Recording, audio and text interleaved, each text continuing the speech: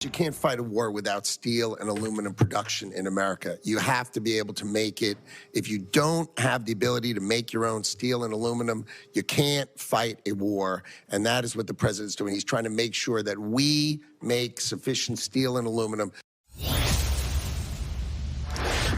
That is U.S. Commerce Secretary Howard Lutnick defending President Donald Trump's move to double tariffs on steel and aluminum to 50%.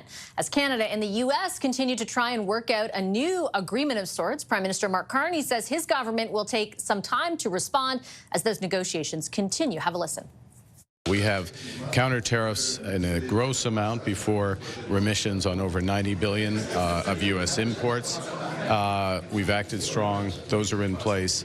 We will take some time, not much, some time, because we are in intensive discussions right now with the Americans on the trading relationship. Those discussions are progressing. I would note that the American action is a global action. It's not one targeted at Canada. So we will take some time, but not more. So should Canada retaliate? And if so, when? Let's bring in the front bench to talk about that. Sharon Carr is former Deputy Chief of Staff to former Finance Minister Bill Morneau. Jamie Ellerton is a Conservative strategist and the founder and principal of Canaptus. Former interim NDP National Director Carl Belanger is with us. He's now the President of Traction Strategies. And the Toronto Star's Queen's Park Bureau Chief Rob Benzie rounds us out. Benzie, I'll start with you because you heard Mark Carney there. Premier Ford singing a very different tune. We had Minister Vic Fedeli on earlier in the program. They want counter-tariffs to the same tune, another 25% immediately levied on the United States. Why do you think the feds are hesitant to go down that route? I think, Vashi, that it's because they must be close to some kind of a deal. There was a kind of a look in Carney's eye today, I thought, that suggested that something must be imminent. And I mean, he made a point of talking about how these are global tariffs, not necessarily targeted at Canada. Now, at Queen's Park earlier today, when we were speaking with Premier Ford, he echoed what Minister Vic Fedeli, I guess Vic Fedeli technically echoed what Ford said, that he's a quote unquote 1,000% behind whatever retaliation that Prime Minister Carney's government chooses to take. But they're not doing anything beyond that right now. They're saber rattling for sure, and you still can't buy bourbon in Ontario or American or California wine on LCBO shelves. But there's no new retaliation from Ontario, even though Premier Ford was on U.S. cable networks today, pounding the drum and everything like that, sounding like he wants to go to a trade war. But I don't know. I suspect something must be imminent, either that or Carney's flat-footed.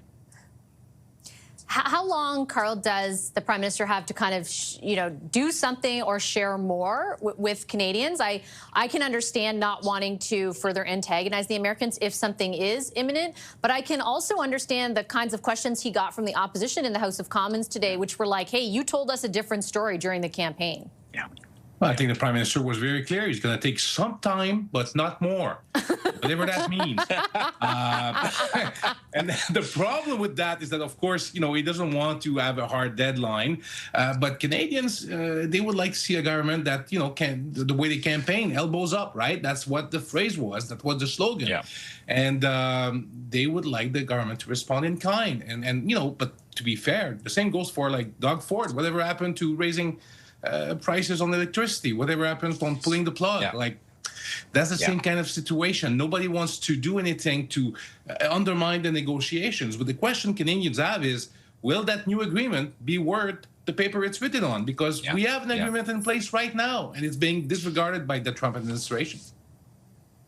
Yeah, and I think also as a Canadian, I don't know if everyone else thinks this, I understand, Jamie, that you can't there's a desire right now not to negotiate this in public, but I don't really understand to what end there are negotiations. Like, what kind of agreement are you hoping to reach? What are the parameters? Like, what will this inform going forward? Like, what are we kind of waiting for with bated breath? No one has really answered any specifics on that.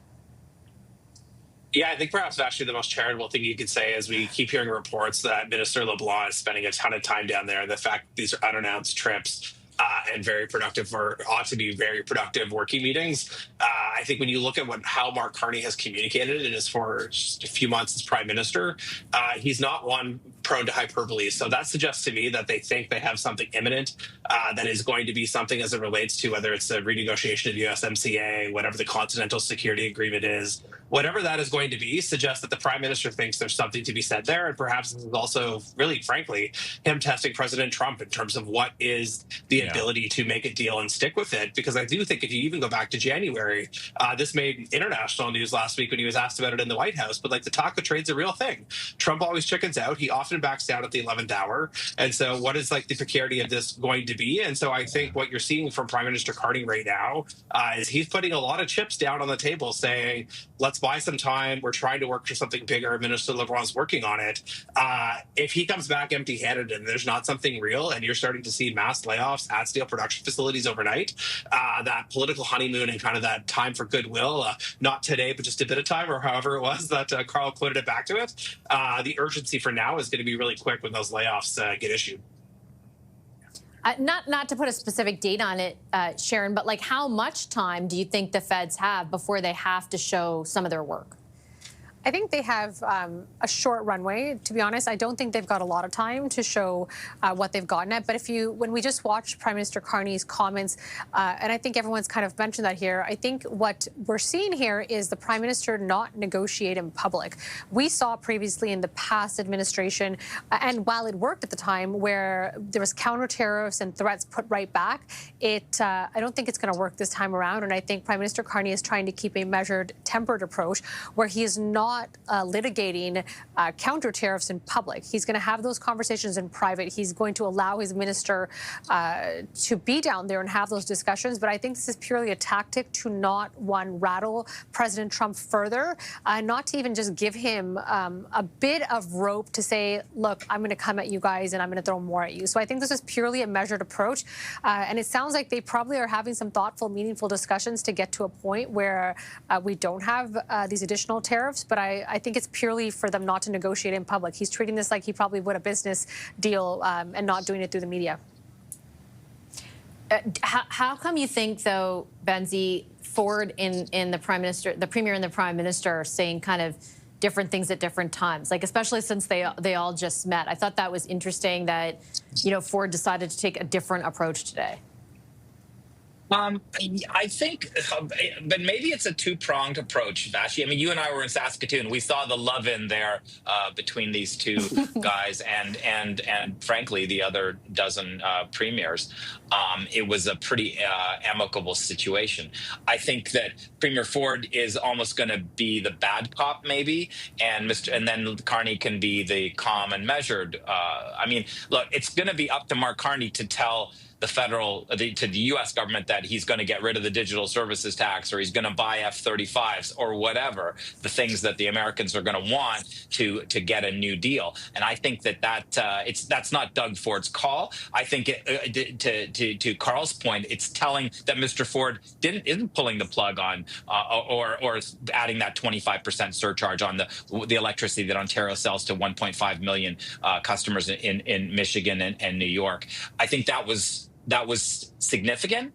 And I know it's still significant that Ontario hasn't returned American booze to its liquor store shelves. I know that rankles the Americans. We know that because they've been yesterday at the U.S. ambassador was visiting Mr. Ford here at Queen's Park and made a point about that. So it's weird. Something must be happening beneath the surface because if it isn't, then Mr. Carney has some explaining to do.